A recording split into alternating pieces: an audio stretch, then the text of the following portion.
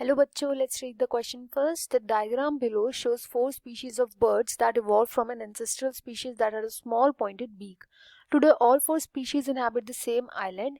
Which statement best explain the variation in the beaks of these four species? हमारे यहाँ पे statement दी हुई है. Over time, an abundance of seeds for food led to increased similarities between the species. B. Over time, an abundance of seeds for food led to increased differences between the species. C. Competition of limited food resources led to selection for similar traits. And D. Competition for limited food resources led to selection for different traits.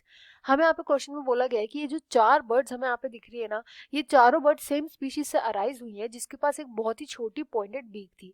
But आपको यहाँ पे देखने को मिलेगा, यहाँ पे हमें हर size की बीक देखने को मिल रही है.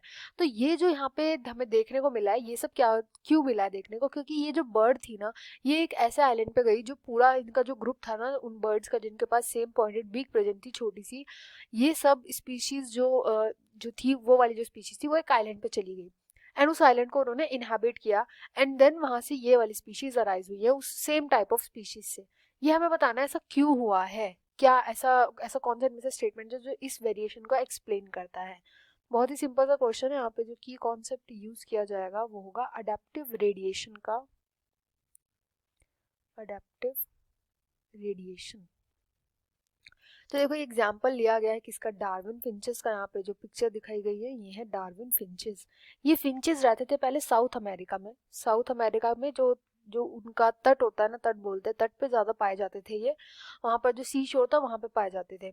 अब इनका कुछ झुंड था, इनका कुछ ग्रुप था जो ट्रैवल करते करते करते अगर आप मैप पे देखोगे ना तो साउथ अमेरिका काफी पास पड़ता है गैलापागोस आइलैंड, वहां पे पहुंच गए.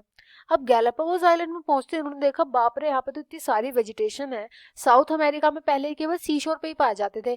तो ये क्या थे, ये सीड ईटिंग थे, सीड को खाते थे, इसलिए इनकी नैरो बीक थी, सीड को खाने वाले थे. अब गैलापागोस में गए तो वहां पे इतनी लार्ज अमाउंट ऑफ वेजिटेशन वहां पे प्रेजेंट थी.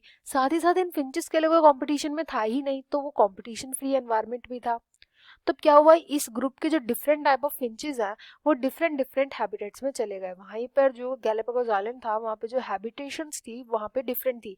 तो डिफरेंट हैबिटेट्स में ये फिंचेस गए एंड इन फिंचेस ने अपने आप को उस हैबिटेशन के ही उससे अडेप्ट कर लिया, उस हैबिटेशन के अकॉर्डिंग ही खुद को अडेप्ट कर लिया. जब इन्होंने खुद को अडेप्ट किया हैबिटेशन की वजह से तो इनके बीक के अंदर चेंजेस आने लगे डिपेंडिंग अपॉन द फूड जो ये खाते थे.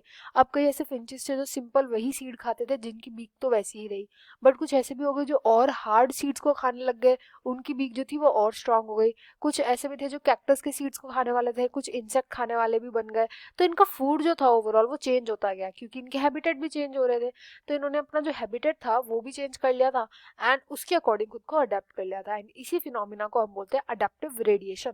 एक कॉमन एंसेस्टर से जो शुरू का जो फिंचेस का जो ग्रुप था ये कॉमन एंसेस्टर माने जाएंगे इसके. और इस कॉमन एंसेस्टर की वजह से डिफरेंट टाइप ऑफ स्पीशीज होती है हमें यहाँ पे देखने को मिले जिनका बीक का भी शेप अलग था और जिनका ओवरऑल जो साइज था वो भी अलग था. तो इसको एक्सप्लेन करने के लिए सबसे सही स्टेटमेंट जो है वो है B. Over time an abundance of seeds for food led to increase differences between the species. I hope you understand well. Best of luck and thank you.